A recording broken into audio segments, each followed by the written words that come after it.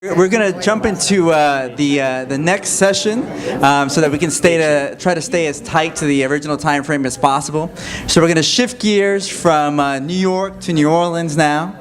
And as Amber mentioned, this year is the 5th anniversary of Hurricanes Katrina and Rita in the Gulf Coast. And despite the tragedy that's unfolding now in the Gulf Coast, the region has made significant progress towards its long-term reconstruction.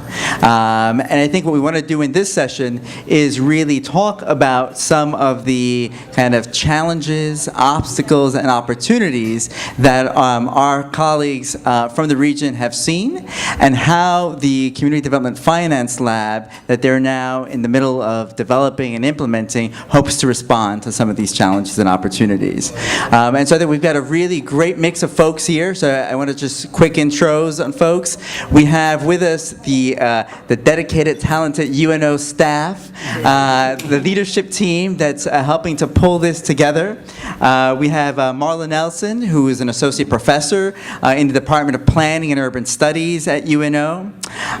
We have Denise Strong, who is also an assistant professor in the Department of Political Science at UNO. Michelle Thompson, also assistant professor in the Department of Planning and Urban Studies at UNO. Pat Evans, the director of the International Project for Nonprofit Leadership at UNO, and the co-director of the project of the Living Cultures Project.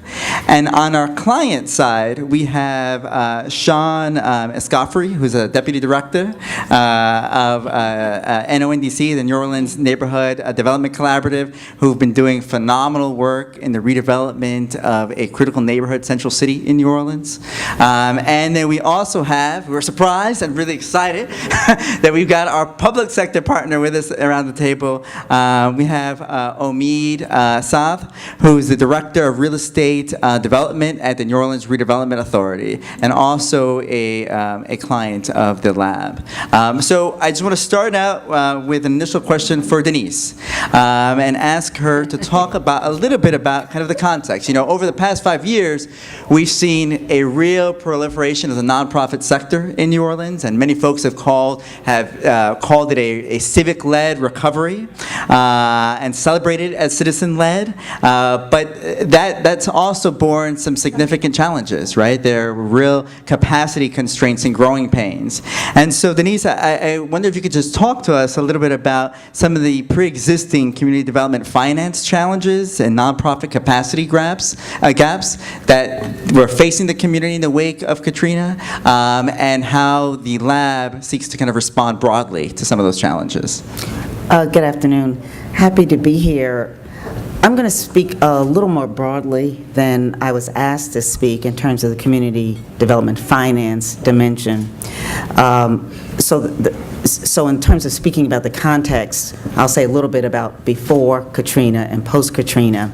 The people from the University of New Orleans worked together for a number of years and have developed a set of relationships, and I would say certain sensibilities that go beyond the technical and the theoretical and the conceptual aspects of community development. So I think that's kind of a background, so that the way we work together in a way, even though we use the spoken word and we speak to each other person to person, there's almost a sense in which when we first heard about this project, we knew the people that we would love working with, that we shared common values and commitments in terms of community-university relationships, in terms of community engagement, in terms of addressing inequities, social, economic, and political inequities in the community, and in terms of training our students to go out into communities with these sets of sensibilities. So that's that piece. The second piece has to do with the extraordinary challenges in an urban area like New Orleans. So many of you, when you were asked earlier who'd been to New Orleans, almost everyone had raised their hands in the room. So there's nothing new that we can really say about the poverty and the violence and the lack of educational opportunities and the poor health. There's almost nothing new that we can say about that. on the one hand. But on the other hand, we are keenly aware of the strong commitment of neighborhoods and everyday citizens to take on their lives and to address these challenges in the absence of significant resources. So before Katrina, Pat will talk a little bit about what she's done, we began to look at the importance of developing the capacity of the nonprofit sector. And in New Orleans, the nonprofit sector played, a significant percentage in terms of employment and so on and so forth, but we did not have the institutionalization of the technical knowledge and the development of the capacity of those organizations to address these challenges. So that's something that we took on at UNO through our nonprofit leadership program. So that's part of the background of, in terms of the context, our relationships, our sensibilities, and then our commitment to developing the nonprofit sector, particularly in terms of grassroots organizations, emerging grassroots organizations, organizations that were people by, led by, and committed to social justice and people of color. I mean, those are some of the, that's some of the background. So that when we were approached by Milano, and also we had a long-standing working relationship with Milano through other vehicles.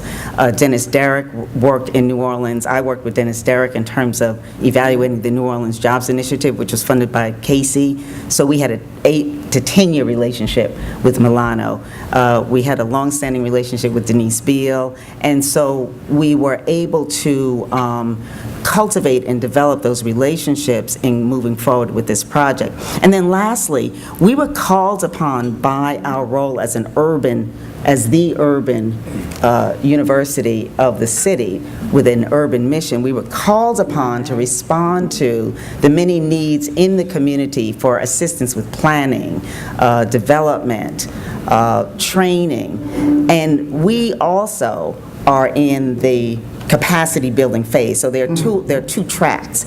Organizational capacity building in terms of the community, then there's also the university capacity building in terms of our being an urban, state-supported university in one of the poorest states in the nation, and one of the states with the largest disparities in wealth and poverty, and one of the states with probably one of the lower educational kind of the educational attainment, so that even though we're a university, we are also a university that is challenged as well. So there are multiple capacity building activities going on. So as we talk about how to replicate this, what we would be discussing and thinking about and bringing to the conversation are the ways in which universities might need to transform as a vehicle or a strategy for engaging community and doing community development work. Right. Is there something you want to Yeah, I kind of joined my colleagues as a community organizer. You might say a footnote, but I hope a necessary one. And also, I have the complex fate of being a native New Orleanian that goes back many, many generations. I remember when someone once asked my mother if she had lived in New Orleans her whole life, she indignantly said, "Not yet." But anyway,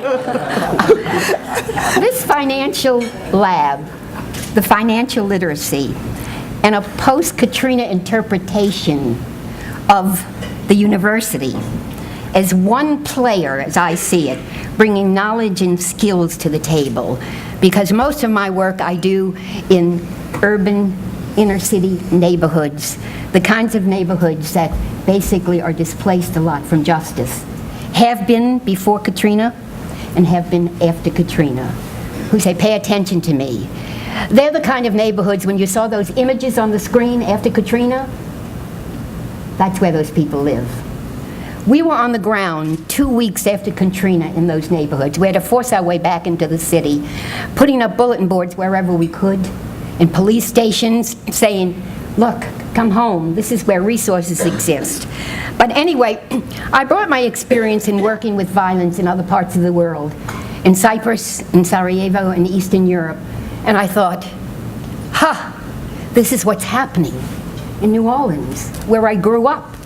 And basically what we're saying is, can universities become staging grounds to deal with these kinds of situations, what Denise alluded to, and the challenges I think that we're facing at this point in time?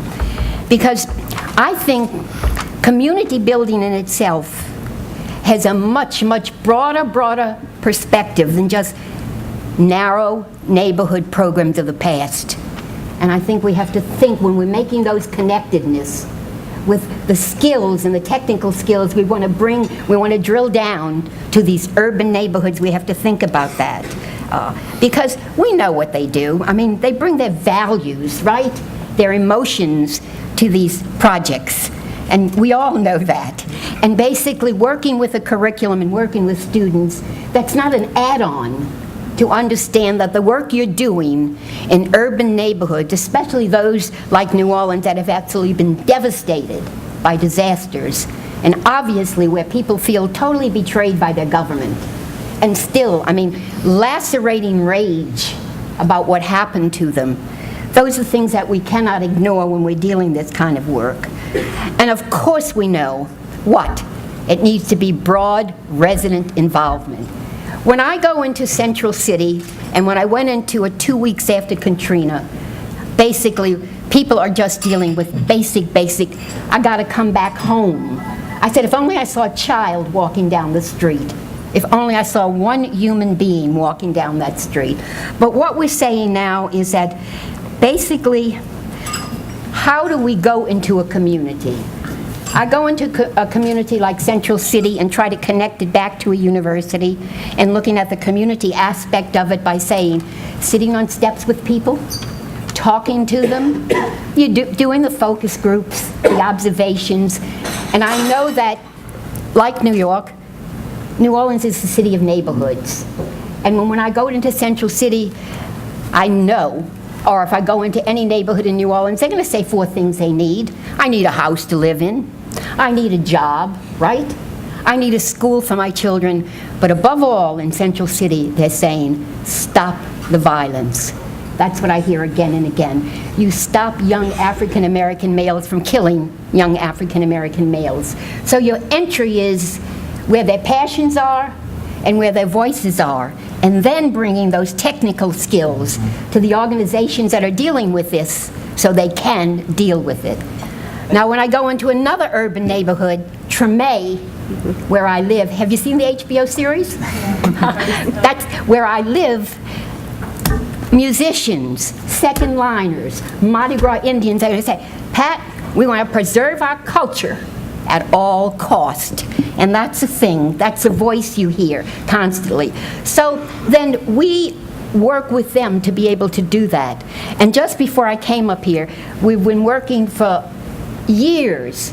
Mardi Gras Indian costumes that take a whole year to make, that take lots of money.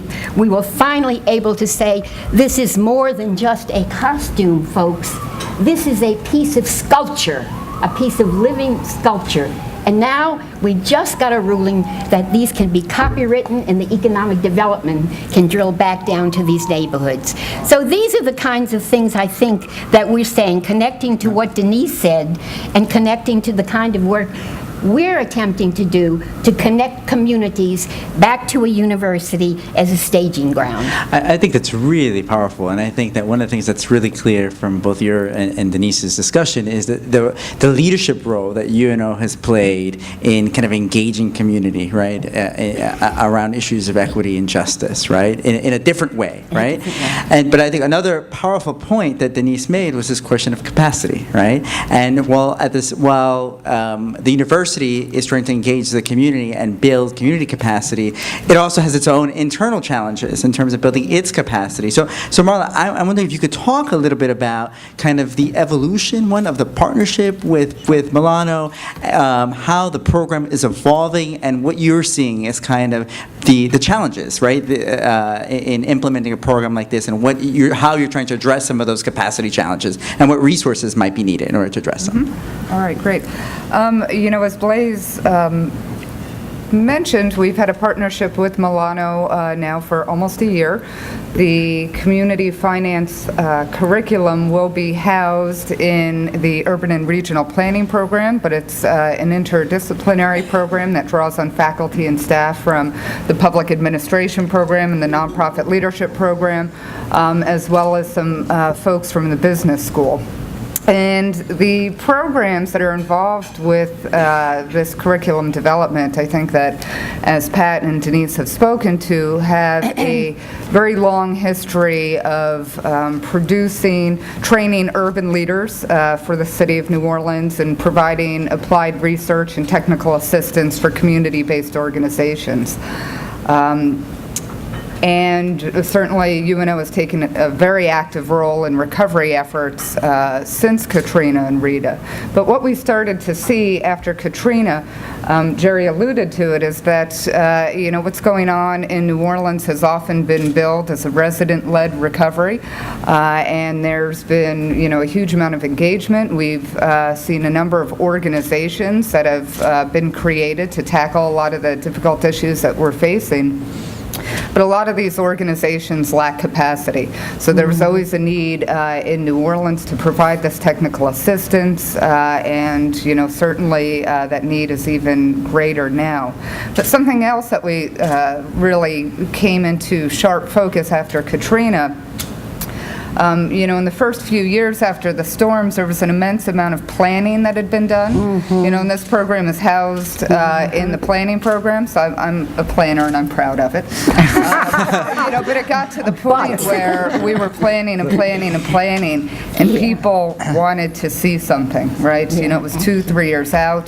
They wanted to see some of these, programs or initiatives take shape, and it became very clear to me that our students needed to have stronger skills. They were very good with the community development, the policy, the planning, but really a better understanding of finance. And this was also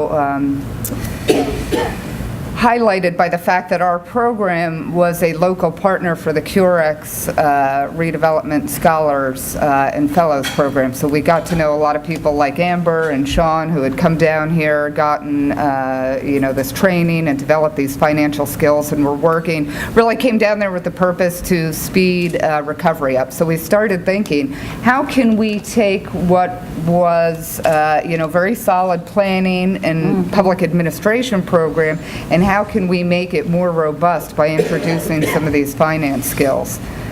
And I had heard about the finance lab a little bit because Blakely was down in New Orleans. I'd known Lisa, and then I met Amber. And then lo and behold, just like it seemed to happen with the other panelists, Blaze appeared. This time he appeared with Denise Field. I was like, this is perfect. Essentially, what they were proposing to do in New Orleans was something that, we had talked about and said, hey, I like what we do, we're good at what we do, but, how can we do more?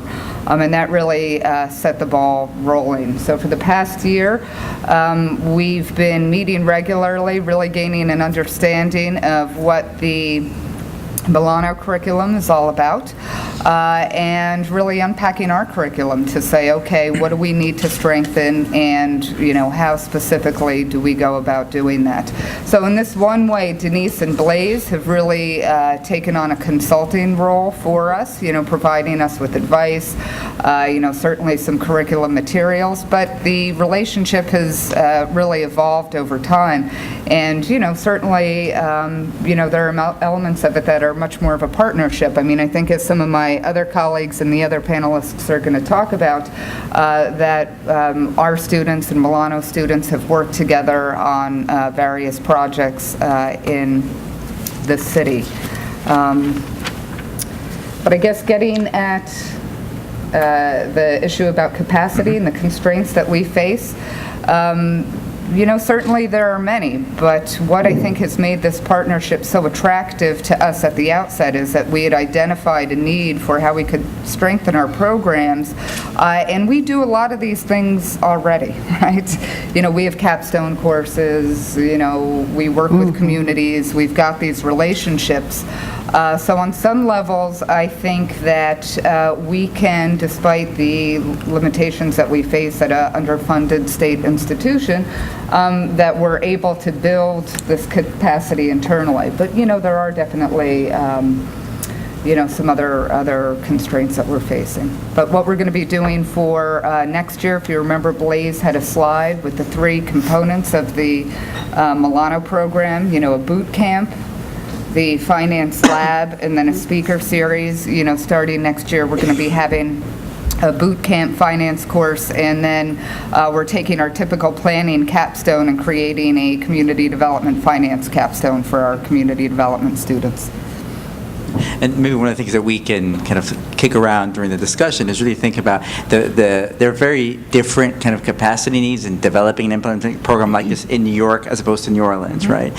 Ford is working in a diverse set of markets across the country, and so the final institutional configuration and programmatic development it may look different from how it's evolved here in New York. And so I'd love to, during the discussion, maybe kind of tease that out a little bit. But Michelle, I wanted to just toss it over to you and talk about how the program is seeking to kind of make this link between kind of theory and curriculum and practice, and talk about some of the projects as they've evolved and as you see them evolving. Well, I had the challenge of trying to narrow down the projects to 2, and also try to keep this within 5 to 7 minutes, right, Blaze? So, but what's cracking great... the whip. He's cracking the whip. We got you stuck. I'm going to try. Gonna keep it going. So what I'm going to try to do is just try to highlight 2 of the projects that have been ongoing, and one that was more recent that really involves Milano. But the first project in fall of 2009, the UNO-led team won first prize of the Chase competition. Dr. Renya Ehrenfoyt, who's sitting here, was a project leader. And it's really exciting because it's wonderful to win first prize, but what developed out of it is inter-university collaboration. There were 4 University of New Orleans students, 2 Louisiana State University students, 2 students from DePaul. We also were able to work with the professional planning advisor, Barry Marks. The community partner was a Lower Ninth Ward Center for Sustainable Engagement and Development. And in this environment was a competition, and I'll talk about our other project, which was less, in a competition, but more along with our curriculum throughout the semester. The focus was to bring fresh food to the Lower Ninth Ward, and the site that was finally selected was 5523 St. Claude Avenue, and they're anticipating developing a 20,000 square foot grocery store. So for the student side of it, they had a wonderful class service sorting opportunity that included market analysis, site selection, being out in the field on the ground. They looked at demographic information. We know post-Katrina that is very difficult to access, but also considered buying power, so looking at market segmentation. The time frame, while we want to say it's within the semester, I know that there was a lot of work done beforehand by Renya and her project partner. And simplifying this, the results was that the community-based organization received $25,000 to develop this market plan and implementation strategy that's ongoing and try to meet that critical need for this underserved area. In terms of challenges, and this is my interpretation, Renya, so you might want to jump in if you need to, there are vast opportunity sites in Lower Ninth Ward. I'm sure many of you have seen the pictures. Absolutely inadequate demographic and economic data, which challenge the demand analysis for the project. But no matter, the project is going forward, it's doable, and they certainly developed a convincing project.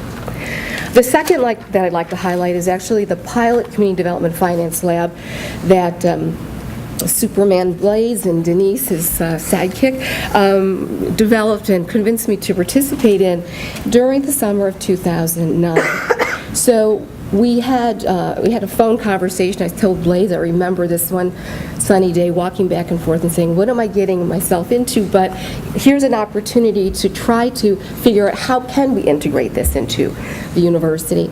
So the team leaders for the project, Denise Beal, Blaze, and myself, started kicking around a number of ideas, and because I had already had a relationship with the New Orleans Redevelopment Authority and liked the work that they were doing, and I'm going to simplify, NORA is a quasi-public agency charged with managing the public redevelopment citywide. I talked with Omid Sateh, and we worked with Sam Saya for the fall semester, and even though the project was throughout the whole year, and I'll talk about that, we were trying to figure out how can we combine the skill sets of the University of New Orleans students and match those and merge those with the students at Milano, because obviously we didn't have the finance skills. So the project scope was to actually look at 2 corridors of where NORA had priority reinvestment, and those are O.C. Haley and Broad Street. They wanted us to identify commercial properties that fit certain criteria for site suitability. NORA has over $1 million, I'm assuming, community development block grant funds, and they're going to be leveraged to seek, and they're going to seek development partners through a competitive process. So, and this is going to be developed throughout 2010. So in the fall, I teach an introduction to GIS class, and so the first half of the class is learning GIS, and the second half is always to find a client and really use those skills. So it's a really fast class. So the students had only 8 weeks in which to understand what GIS is and actually go out and use it. So we developed 3 student teams and 12 students to go out and collect data for NORA. And within those 8 weeks, they surveyed, photographed, and created a searchable database of over 400 properties. Beyond that, we wanted to make sure that this comprehensive database included all the public information, such as ownership, assessment, taxes. So the idea was, even though NORA had a specific focus, we wanted the database to be broad enough so that other partners could use that information. And that's what in fact happened. The field surveys were up to date. The students were on the ground taking pictures out in the community. And what was exciting is that this data package, public information, on-the-ground information, it was new data that was being created. And we didn't know what we were going to do with it except for with NORA, but it began to be used later in the semester. By December of 2009, we had our transition. We collected our information, put it in a nice package, and sent it off to the Milano team, who then worked directly with NORA to develop their financing package and conduct their feasibility analysis. And that comprehensive report has also been provided. So I like the compliment that was made, is that the projects get done on time, it got done on time. And so that was exciting for all of us. There were 3 unanticipated projects that came along and kind of blossomed.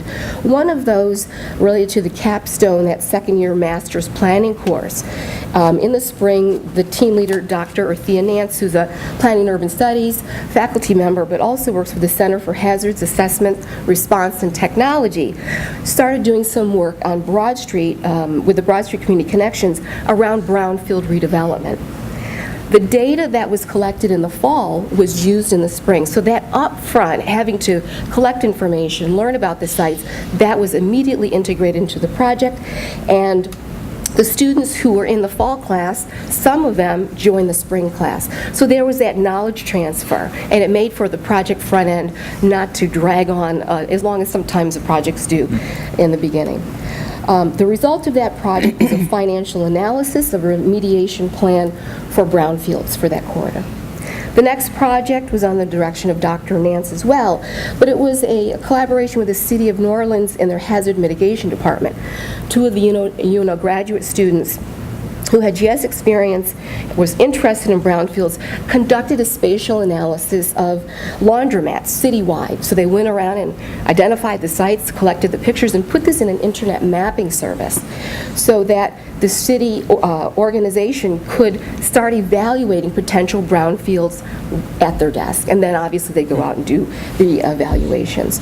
So the results from that project was that they used the education from the fall, the methodology that was developed during the class, and they presented this at a statewide GIS and were asked to present on their methodology. So their information was being disseminated.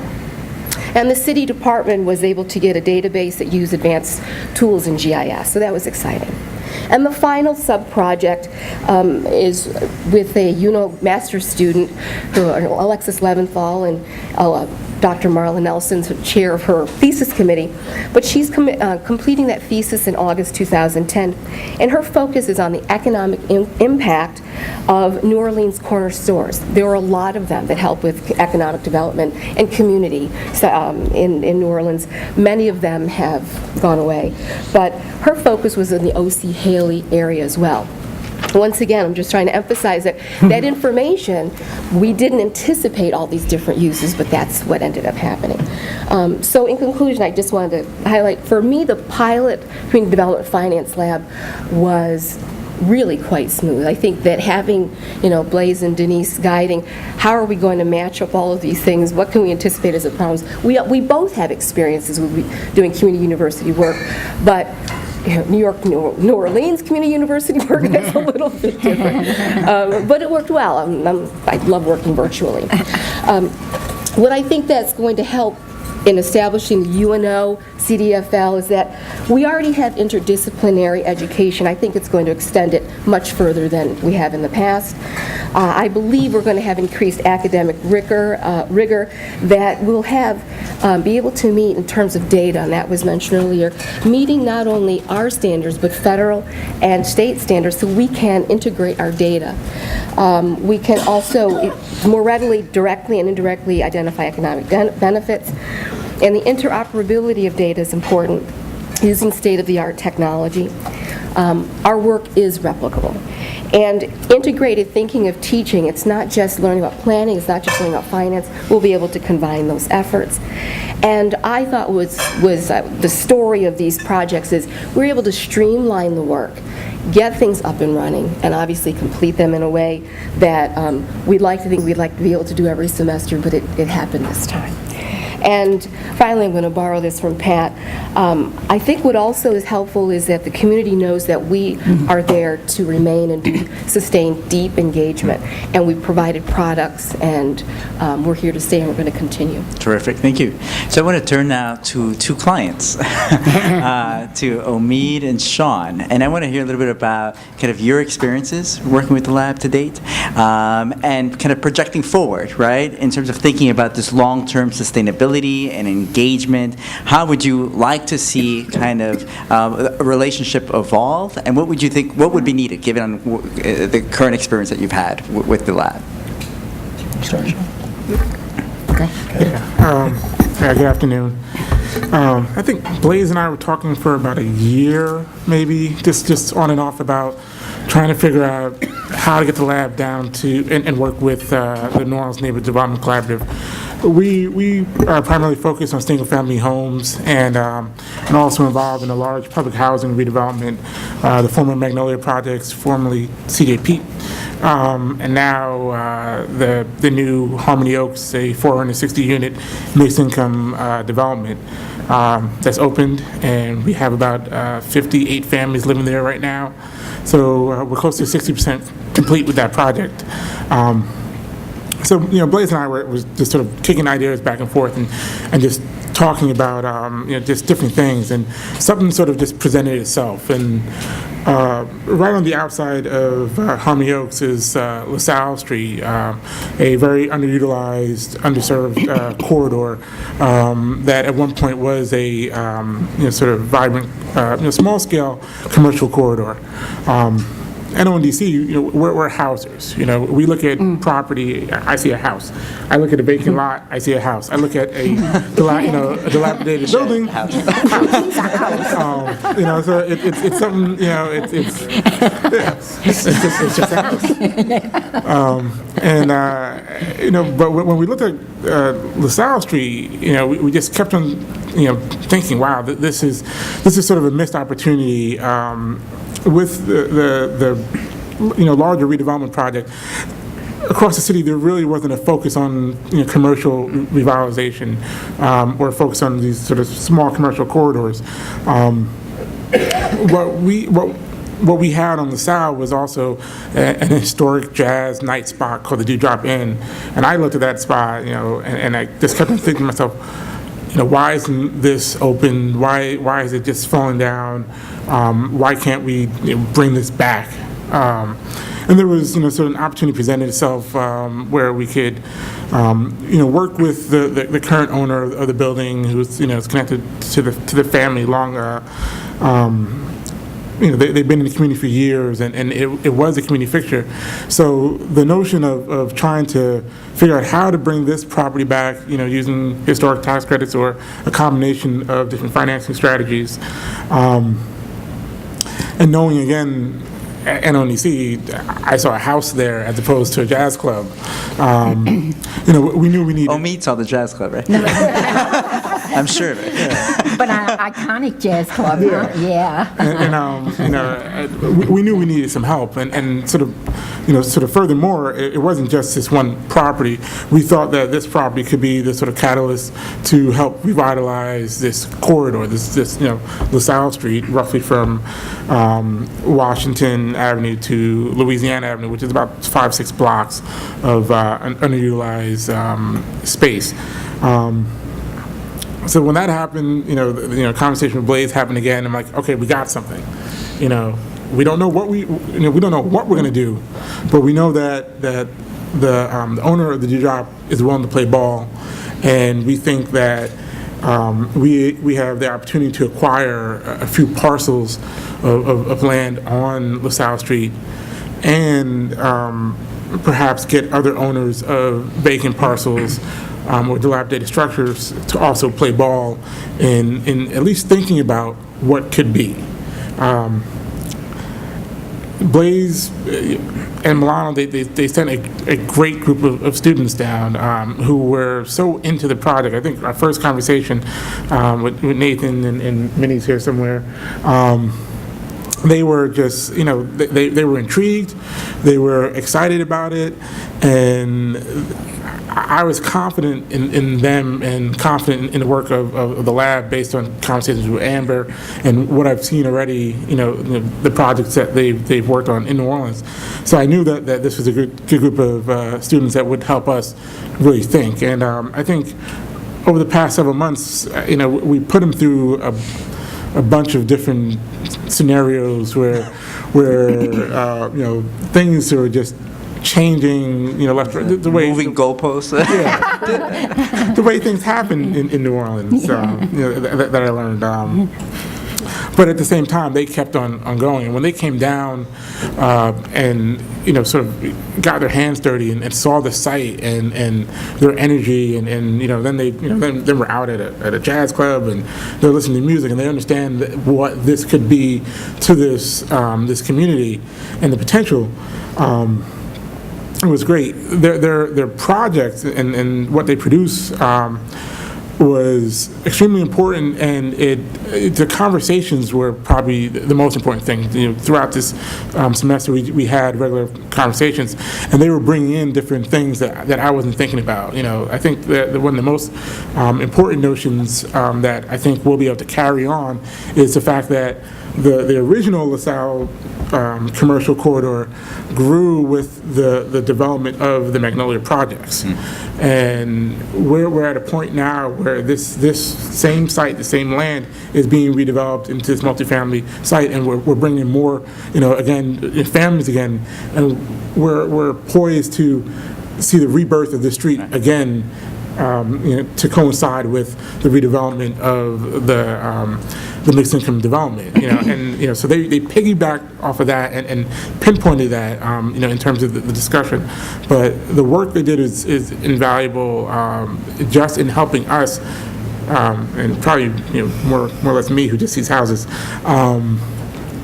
think about parcels of land and understand, based on their analysis of zoning, their research on other, I suggested, tell me what other mixed income developments or Hope 6 sites or public housing redevelopments, what happens naturally around them, sort of completed developments. And they pull some great examples from not just New Orleans, but other parts of the country that will help the owners of these properties think better about what the potential use of their land is going to be. And then the numbers part is something that all of us we're just sitting, I'm not going to do the math, maybe I'll get Amber to tutor me again, but they were great in putting together these models and looking at financing and different sort of best and worst case scenarios. So it wasn't just that they presented one one route, but they provided the group with a degree of knowledge to allow us to really think about what this potential project is going to be, and this is hopefully going to evolve into a winning chase competition, team, and we've just signed purchase agreements and actually closed on the 3 parcels of land on LaSalle that we've been talking about. So those are now in our possession, and we're now sort of poised to take the first project and actually push it through. Again, still thinking about it and still, getting the dewdrop as a focus, but thinking about things in a broader context, and hopefully creating a large project that is an economic engine for Central City, and a street that other neighborhoods could envy. And I know that really thinking about mixed income, mixed use, how housing and commercial development really kind of, the synergies between that as part of kind of a targeted redevelopment strategy, something that Nora has really been kind of spearheading. So I wonder if you could talk about. Well, one thing I want to talk a little bit about, and sort of in light of that question, and is all the speakers here have talked about how unique a place New Orleans is, whether it's about the neighborhoods being unique, about the challenges being unique, and the fact that the massive crime rate, the educational challenges. It's also unique in terms of a lot of its market challenges, that because of Katrina, you had a predictable but largely ununderstood inevitable market failure. So all of these tools that we were used to using that had been tested in strong up markets with stable banking and financial sectors were suddenly have to be put to use in an entirely different financial and economic context. And so not only did you have the unique challenges of neighborhoods, culture, and challenges, you had the mismatch of a lot of these tools. And one of the ways in which I think Milano has been tremendously helpful to us is in trying to come up with some alternative models on the financial side that can address these chronic mismatches. And so what does that mean? If you look at it, and I think this is something this is sort of my own theory, but I think when a lot of the initial move into community development finance came, we were much more comfortable with the risk we were taking. And it worked. And most of the things that we worked on have been fairly successful over the last 20, 25 years. Gradually, I think, especially as the economy got stronger and stronger, a lot of institutions became less and less comfortable with risk. And as a result, what we've asked Milano to really work with us on is there a way that without being able to sort of use subsidy dollars, but use the balance sheets of institutions like government, like foundations, just to simply guarantee risk, that you can allow investment to go in areas where it wouldn't go otherwise? And I think it was a kind of a unique question, because it wasn't so much about simply running a pro forma, it was about really understanding the dynamics by which a lot of financial institutions evaluate borrowers and evaluate entities. And so I think that, and I can, as Sean said, I think the students were terrific in working on this. In part, I think they grasped it in a way that I think was really remarkable, considering it's not something you can necessarily teach in a textbook. It's not as easy as teaching a pro forma. And so I think we were very appreciative of the work they did there. Going forward, I think it also suggests some of the interesting questions that at an academic level and at a foundational level that remain to be answered. If you look at what's happened right now, in New Orleans in particular, but now it's actually happening across the country, right? So we're in a nationwide environment where the market doesn't look like it used to look, and it's probably not going to look like that for 10 years. We're looking at sustained high unemployment rates. Deals where you used to be able to do 20% equity. I think the speaker earlier who said there was 80% private debt on typical community development projects. I don't know a project in New Orleans with 80% private debt. 50% private debt is remarkable. Often you're looking at 20, 30% private debt in a project. Well, someone has to fill the remaining portion of that capital structure. And the question is, well, what that one implies is that instead of being able to spread our resources out, whether it's government or foundations, we now have to concentrate those investments in very limited number of bets. And I think one of the challenges going forward is how do we assess the equity and geographic implications of that? Because it's not like we can make 5 bets. We've got to make 1 bet. And so there's, I think, a huge implication that comes out of that. I think there's also some interesting implications in a situation like New Orleans where when your private market falls apart, there is no private housing construction. Other than a few select neighborhoods, every neighborhood in the city, it costs more to build housing than you can sell that house for. So the subsidized sector of the economy is the predominant element of development, which creates some really profound implications because all of a sudden, subsidy policy, instead of sort of reacting to the market and compensating and perhaps balancing out market tendencies, now is the entirety of the market. One of the ways this has played out, and this is something Amber and I have talked quite extensively about, is if you look at the low-income housing tax credit project, embedded within the way it is set up, there's a tremendous preference for multifamily development. Unfortunately, in New Orleans, there is no comparable financial tool to foster investment in existing neighborhoods. And you have a city with 60,000 vacant and blighted, largely single-family structures. And what's incredibly pernicious about that is that in some cases they're very geographically clustered, but the more common pattern is a pattern where neighborhoods are 50% occupied and 50% vacant across. And so the question is, you've already got half your population living in these kind of half-empty neighborhoods. It's not 10%. You can't write them off the map. And so can we come up, and how do we, as we're looking at these tools, adjust these tools for the new reality of the new market conditions, where they're not balancing out an existing market, but where in fact they are the development for a city. So.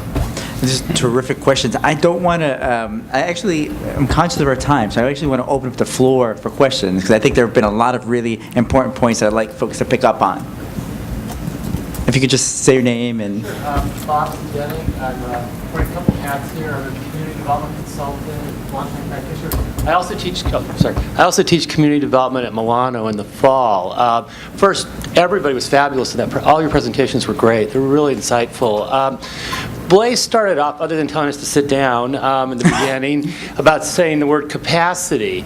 And so what I wanted to ask a question about is sort of capacity, and I haven't heard collaboration. I haven't heard a lot about collaboration or partnership. And the reason I'm saying that is when you look at some of the new initiatives, whether it's neighborhood stabilization, all the foreclosure and all the abandoned housings, charter schools, transit zones, very few organizations have the capacity individually to implement those initiatives. So as you're looking at your financing or you're looking at how to build capacity, are you starting to work at sort of how do you connect, or are there getting partners, people to collaborate along with building capacity, whether it's in New Orleans, New York, or elsewhere?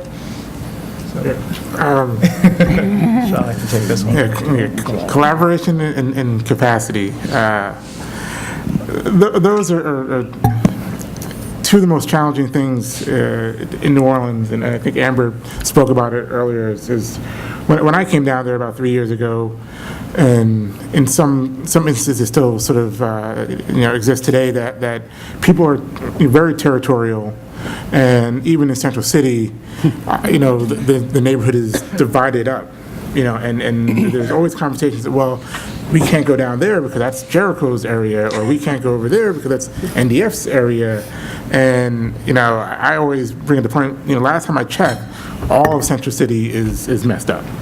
And, and there are challenges there that we need to, to address, together. I think with the Rockefeller Fellows that came down, that definitely helped increase nonprofit capacity in terms of just the ability to get projects done and completed, but also in forcing executive directors to start talking to one another and actually start working with one another. We're partnering closely with Jericho Rhodes, who before a year or two ago was sort of considered our competition in Central City or our enemy. As it relates to being able to, they produce single-family homes for sale as well. But we bonded around NSP2, neighborhood stabilization. I think that program itself, and with the leadership of Nora, will be the one program, with the help of $15 million, that brings in a bunch of organizations together to actually start talking and collaborating. We talk on a regular basis. We have these consortium meetings, and we're actively looking at ways to share ideas and looking at things, sort of putting our guards down and saying, hey, this is how much it's costing me to build this house. If you can build it cheaper, or if you know a contractor that can build it cheaper, please let me know, because there's no reason why I need to be paying $115 a square foot when you're building it for $98. So I think we're moving there, but at the same time, I think the city is poised to lose a lot of the capacity too. I think after the storm, a lot of young people came, a lot of people with bright minds came down, and I think right now people are hitting this glass ceiling where the leadership of the nonprofit sector is not truly changing, and they're sort of stuck in some of their own ways. And you'll see a lot of people start transitioning out of New Orleans, or at least out of the organizations that they're currently working in. And I think there's going to be a vacuum of real capacity to do some of the complex projects that are going to need to happen over the next couple of years as, Katrina, the word Katrina becomes less sexy. And beyond the capacity of one organization. Yeah. On the NSP point, I think it's worth just highlighting what it meant for the city. We actually brought together 13 different nonprofits in New Orleans, essentially every one of your major single-family housing nonprofit developers onto one NSP application to the feds, and got, in fact, a vastly disproportionate share of the NSP2 resources. I think we actually got more than New York City, which was quite remarkable. I think what was that? More than New York, DC, Atlanta, and Houston combined. In part, I think it's a good application. In part because I think of exactly what we tried to do, which is, I think we see it as a New Orleans challenge. I suspect it's a challenge nationwide, and we actually were able to bring together 13 partners onto one shared vision for this application and ensure, in fact, that no other application came in from New Orleans other than this one.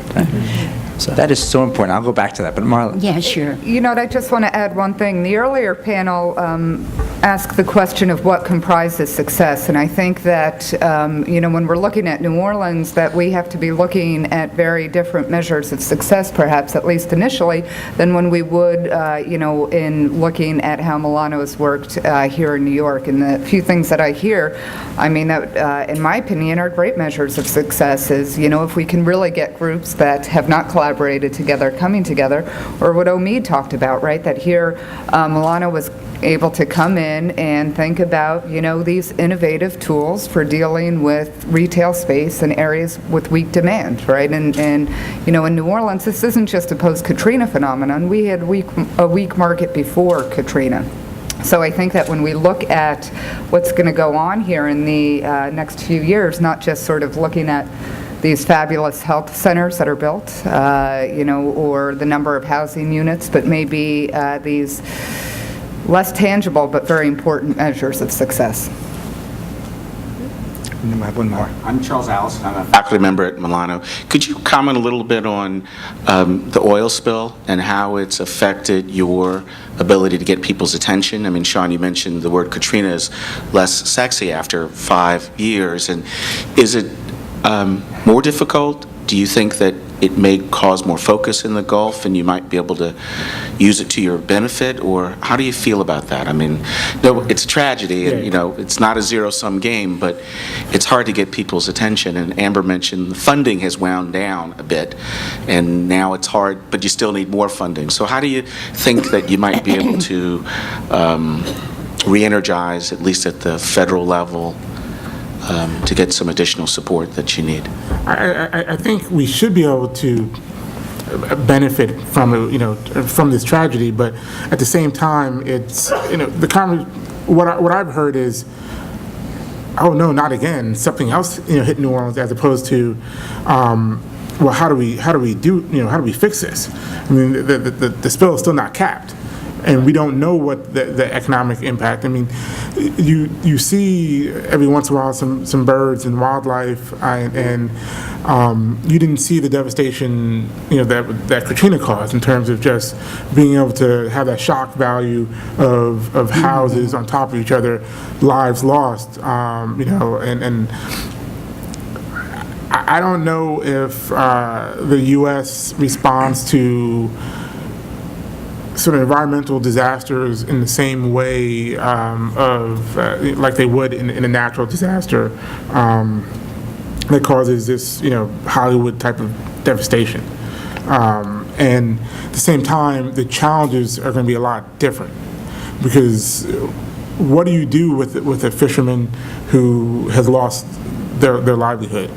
What do you do when that was their plan to give a business to their son or daughter, and you're stopping sort of this generational line of fishermen?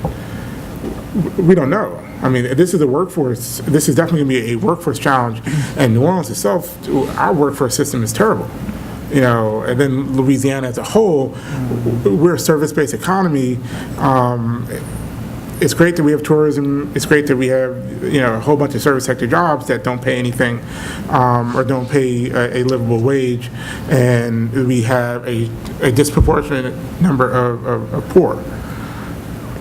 I think we're poised to, again, to have people look at us again and maybe rally a bit, but there's more anger on the national level, sort of anger at BP, anger at the situation, and then we're in a point where we rely on oil, we rely on our coast for jobs. How are we going to balance when we need those jobs, and at the same time we always run the risk of destroying our environment and our coast? Excuse me. And then Marla. Sure. I was thinking about two things, and once again, this is all evolving.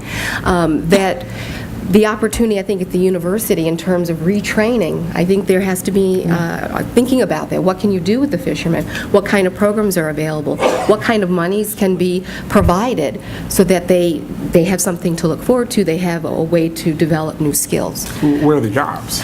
Well, agreed. That's certainly going to be an issue. And I think that's maybe the silver lining that we can hope for. I mean, after Katrina, there was all the talk about, making New Orleans a better place, and for some reason, well, for the obvious reason that it's very difficult to do, but we never, in my opinion, regionally addressed, a lot of the economic issues that we've had. And, I've spoken with some people. After I get back here, I get to put on a different hat and go and have lunch with some oystermen down in Plaquemines Parish, and I think they're going to be pretty angry, Sean. Yeah. So I think there is a lot of anger in the New Orleans area. But I think that this will show us, and it may take a little while for it to play out, but show us, just like Katrina showed us the damage to our houses, really how interrelated the economy is, because when these oystermen can't shrimp or get oysters or go shrimping, what's going to happen to our restaurants? And we can see here the interconnectedness of, the fishing industry. You have families that have fishermen, and they also work for the oil industry. So this is really causing, Louisiana is going to have to say, wait a second, we've at least got to talk and think about these things. I don't know where the answers are, but maybe bring some things into sharper focus that we've not wanted to even think about. And it is affecting our restaurants, at this point in time.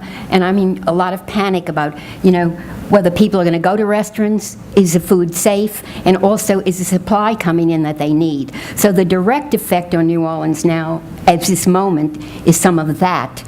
The other thing, some of our faculty are down there helping train the fishermen, and we had to really find out where we could find the kind of training that's needed to, to clean up after a disaster. Again, we're facing situations we've never faced before, but I agree with you that basically the direct effect of losing your home, having no schools, you know what I'm saying, of really what happened to us 5 years ago, is just absolutely, just incredible, as far as the city's concerned.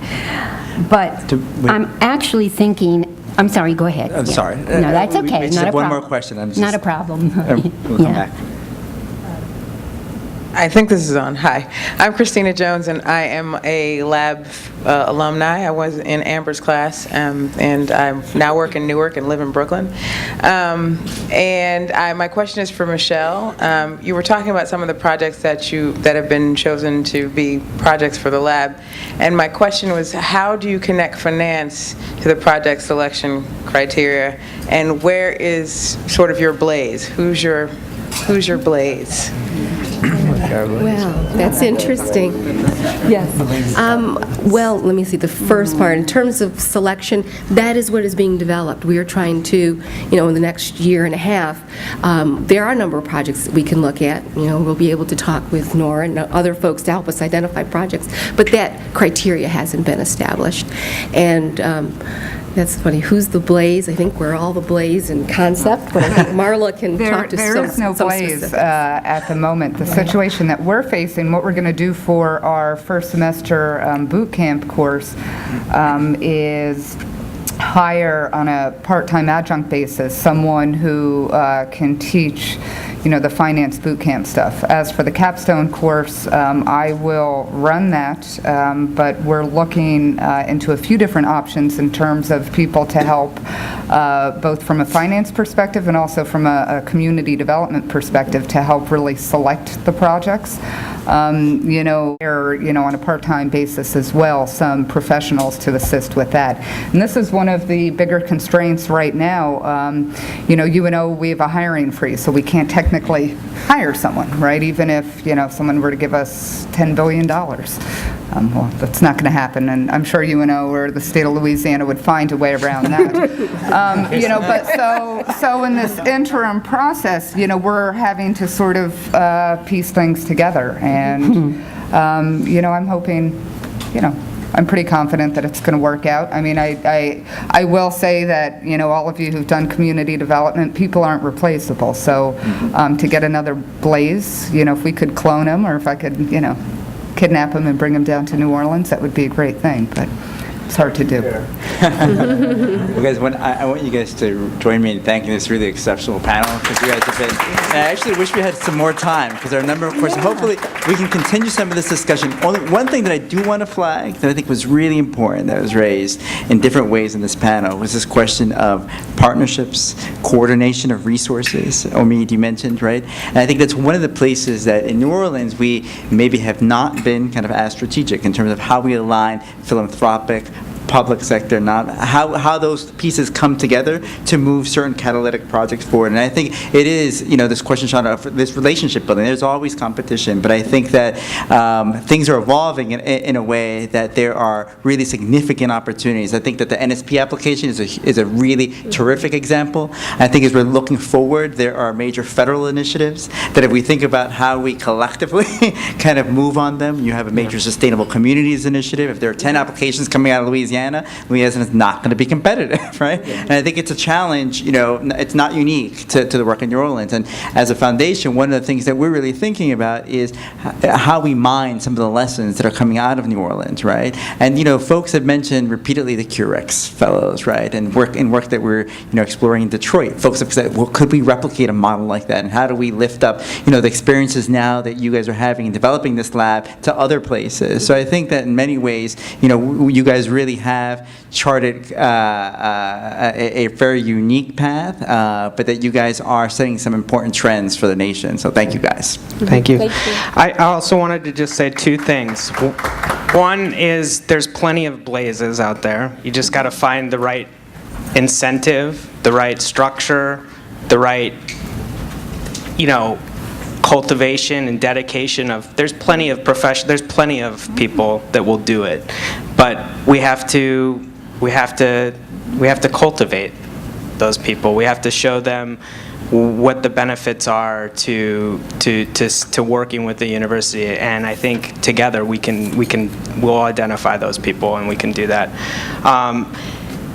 The last thing that I would be remiss if I didn't mention today before we all left here is one of the things that came out that I think is important, especially with UNO, and it's something that the planning department has the ability to do, but it's also thinking about another component of the partnerships within the institution that are important, and that's the pictures, right? So the pictures for the projects that we work on are generally provided by Parsons, students, or Parsons from Parsons, which is the new school for design at New School, sorry. And Parsons has worked with us on the Chase competition. I've brought individual Parsons students onto finance lab projects to provide floor plans and renderings for particular projects.